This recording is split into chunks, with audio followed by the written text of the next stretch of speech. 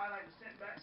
No, that that is more of a of an appointment, a disappointment after like a disappointment after like of an appointment. So I'm like focusing now on trying to get a for like get to get a for trying to I am trying to get a for better for like a grip on my like on the speech, but in late late for county, you're a chef. You ain't gotta talk. You two gotta cook.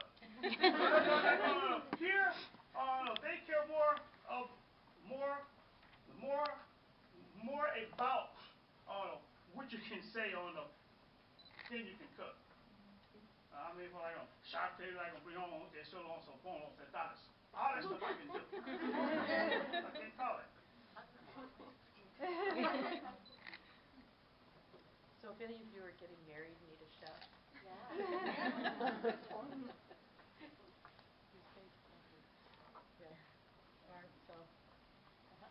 Hi. Okay. So I have a question, but first of all, I just want to say thank you, Pamela, so much for sharing your story. I kept a tally of how many times I screwed up, and I think I need to add another one right now. But thank you so much. You're such a rock star, and your story just rocks. I love it. So my question is, for you guys, like, what is the thing that you appreciate most from a conversational partner? Like, how they react towards you, or like, what is the thing that you appreciate how they react towards you, or your children, or whatever? It seems that sometimes, and I think you can probably see this too, that you get to take on the pace of the person that you're talking to. You know, if he's really a fast talker and nervous and jittery, that sometimes makes me mimic him, and then I get nervous and try to talk fast, or, you know.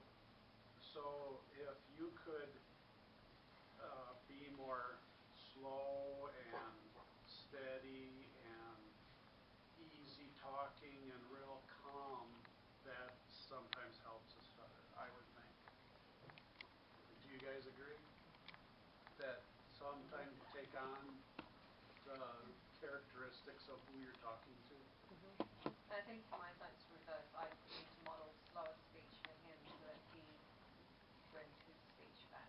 So that's a tool that we use to try and get him to slow down, because he gets so excited about talking about things, and that's when he tends to trip up more.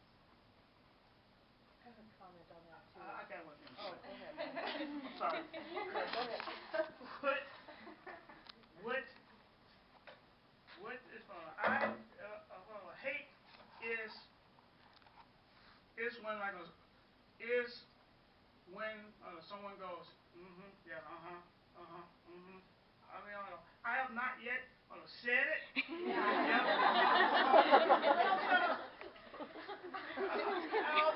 Let me say something. Yeah, I haven't said nothing yet. I don't like that. So my comment was about the King's Speech. How many people here have seen the King's Speech?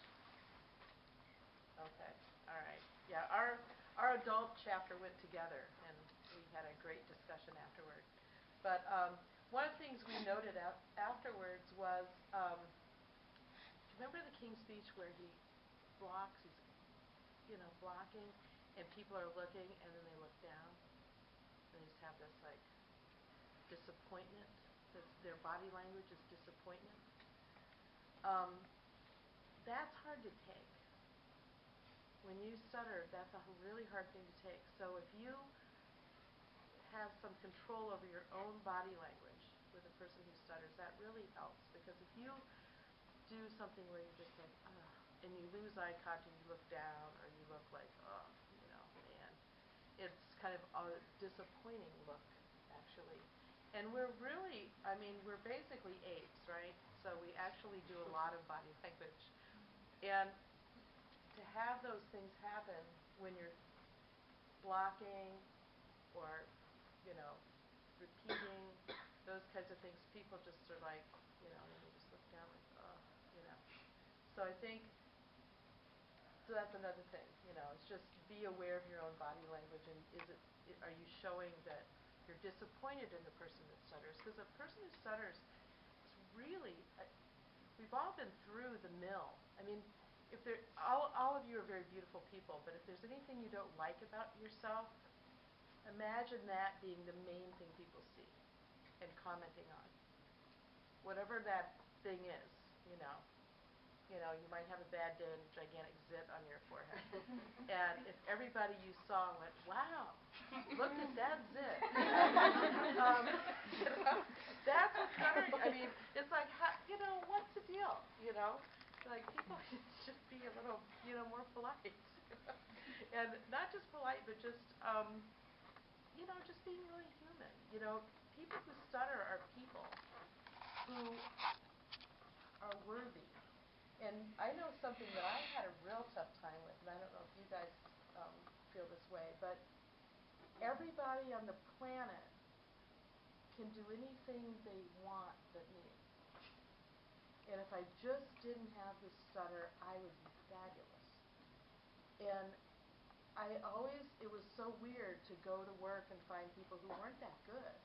And you go, well, why aren't they like a Nobel scientist? Because they don't stutter, So, it was like the whole world could be perfect except me. And I don't know if you ever felt that way, but I grappled with that quite a bit about, not being as worthy as anybody else. And so, I don't know.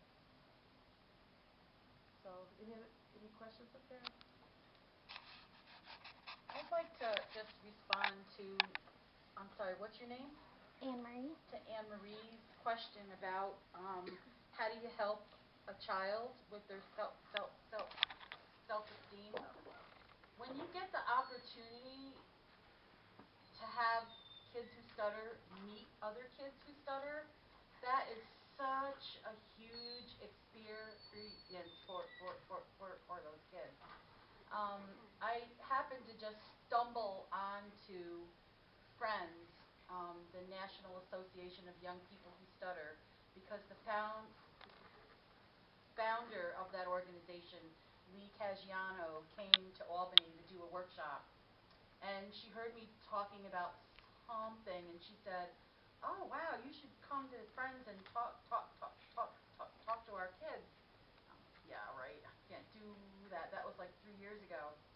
And I had read a poem, and she asked me, could she read my poem at the next Friends conference in New Orleans? And I'm like, I'm not going to let somebody else read my poem. I'm going to go to New Orleans and read that poem.